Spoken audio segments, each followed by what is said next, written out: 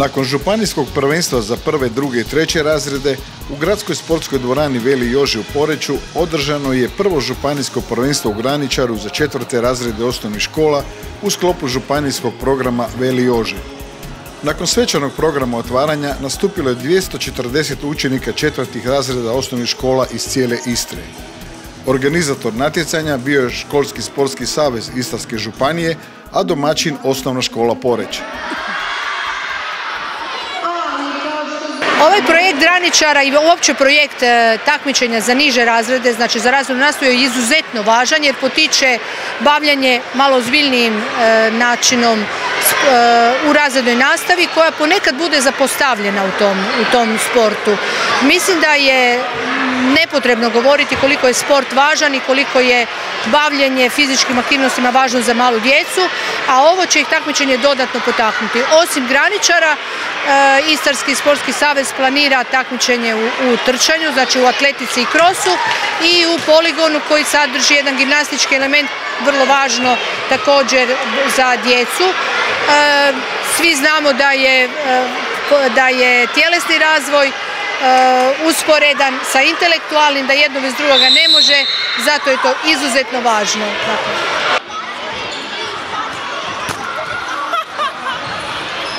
Ukupno smo uspjeli okupiti negdje 780 učenika, što u četvrtim, trećim, drugim i prvim razredima. Ovaj program se pokazao efikasnim za niže razrede, odazvali su se u maksimalnom broju, a limitirani smo sa kapacitetom. Danas imamo jednu lijepu dvoranu u kojoj imamo 3 polja i to će trajati, imamo 20 ekipa, 240 natjecatelja, to će trajati do kasnih popodnevnim satima. Ali tu smo da djeci pružimo njihov užitak u igri i onome što ih veseli, radost, pobjeda i tuga. Kakva su pravila? Pravila što se tiče Graničara, ekipu sačinjava 12 natjecatelja plus 1 voditelj. U terenu nastupaju 4 djevojčice, 4 dječaka plus Graničar. Znači, natječe se trenutno u polju 9 dječaka i djevojčica i 3 rezervne. Rezervni igrač može ući da se mijenja isti spol. Znači, dječak sa dječakom, djevojčica sa djevojčicom. Mi smo malo na županijskom natjecanju modificirali državna pravila. Uveli smo da se igra na 3 dobivena seta. Set traje 5 minuta i nakon odrađenih 5 minuta pobjeđuje ekipa koja ima više osvojenih poena. Na ovom prvenstvu nastupilo je 20 školskih sportskih ekipa i to iz osnovnih škola Veli Vrh Pula, Jurija Dobrile Rovinj, Vladimira Gortana Žminj, Tar Vabriga, Šijana Pula, doktora Mate de Marina Medulin, Petra Studenca Kanfanar, Veli Vrh, područna škola Veli Vrh, Vladimira Nazora Pazin, Vladimira Nazora Rovinj, talijanske osnovne škole Bernardo Menusi Rovinj, talijanske osnovne škole Edmondo de Amicis Buje, talijanske osnovne škole Bernardo Parentin Poreć, osnovne škole Poreć, osnovne škole Finida Poreć, Marije i Line Umag, osnovna škola Centar Pula i Matije Vlačića Labin.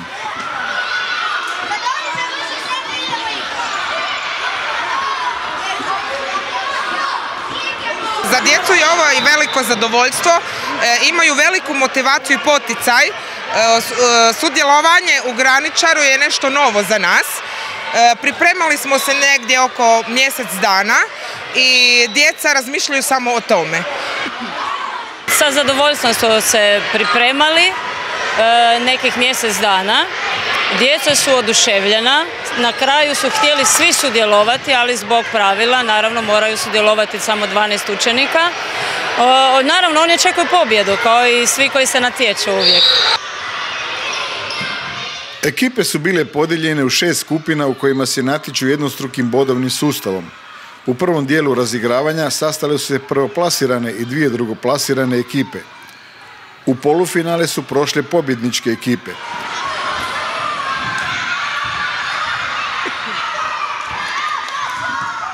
Finale za prvo mjesto igrale su pobjedničke ekipe polufinala, a za treće mjesto poražene ekipe polufinala. Ukupno su odigrane 32 utakmice. Put do završnice bio je težak, ali uzbudljiv, uz mnogo cike, veselja, ali i razočaranja onih koji su nakon razigravanja u skupinama, a prije same završnice morali ranije kući.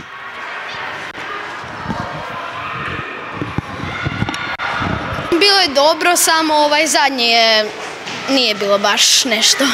Od koga ste izgubili? Od Labina. Ti, tvoji dojmovi? Pa ja mislim da je bilo dobro, da smo mogli malo bolje, ali nema veze. Biće bolje druge godine? Da.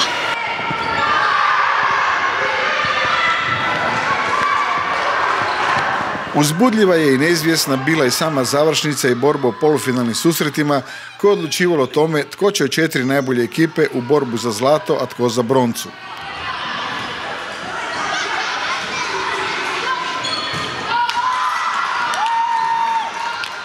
U prvom polufinalnom susretu rovinjska škola Jurija Dobrile bila je bolja od Tara Vabrige 2:0. Kako ocjenjujete ovo do sada i što očekujete u finalu? Očekujemo pobjedu, ali veliku muku. Moramo pobijediti ovaj put. Moramo pobijediti! Moramo, nema druge. Samo pobijedimo, dođemo ples, to je naše! U drugom polufinalu talijanska škola iz Buja je nakon velike borbe u trećem setu sa 2:1 savladala labinsku osnovnu školu Matija Vlačić. Buja Labin. Mi smo prezadovoljni za ovo što smo dostigli sada, a ovo što dođe, šta dođe, dobro došlo. Mi smo jako zadovoljni. Kao prvo, izuzetno nam je drago da Sportski savez Istre organizira takva natjecanja za djecu, pogotovo u današnje vrijeme kad su djeca sve više pred televizorom, igricama, PlayStationima i tako dalje, znači da se pokreće, da se djeca kreću, da sudjeluju. Naravno, važan je taj natjecateljski duh, ali manje bitan. Djeca su jako zadovoljna, organizacija je na zavidnoj razini, tako da smo mi, evo, prvi put smo i borimo se za 3. mjesto, pa smo presretni. U susretu za 3. mjesto ponovno je odlučivao 3. set u kojem je ekipa osnovne škole Tar Vabriga bila bolja i sa 2:1 pobjedila labinsku školu Matija Vlačić.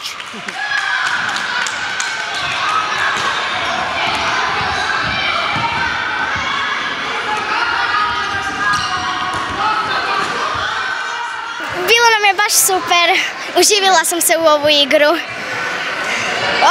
Ja sam za sve sretan. Do finide sam sve sretan. Si zadovoljni s 3. mjestom ili je moglo možda biti bolje? Pa zadovoljna sam. I ja sam zadovoljna. Ma jesam, dovoljno ja imam to. Izgubili smo, ali mi smo se borili do kraja i sretni smo to što smo postigli. U finalu, susretu za 1. mjesto i titulu najbolje ekipe u konkurenciji 4. razreda u Istri slavila je osnovna škola Jurija Dobrile iz Rovinja koja je sa 2:0 pobjedila talijansku osnovnu školu Edmondo de Amicis iz Buja.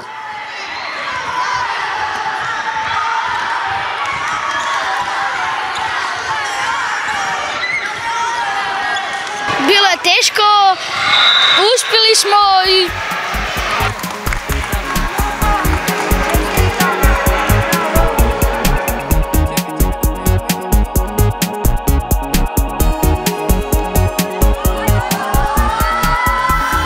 Bilo je jako lijepo, jako sam sretna i bilo je teško.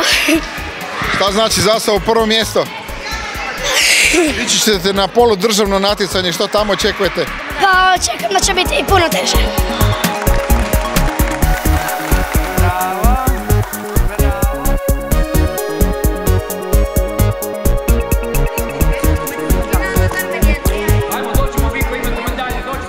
Meni je to bio super, smo došli drugi, ja sam jako zadovoljna na tome. Dan ranije održano je prvenstvo u konkurenciji 3. razreda gdje je slavila osnovna škola Finida iz Poreča koja je u finalu savladala Veli Vrh sa 2:0, dok je u susretu za 3. mjesto Medulin bio bolji od Vrsara 2:1.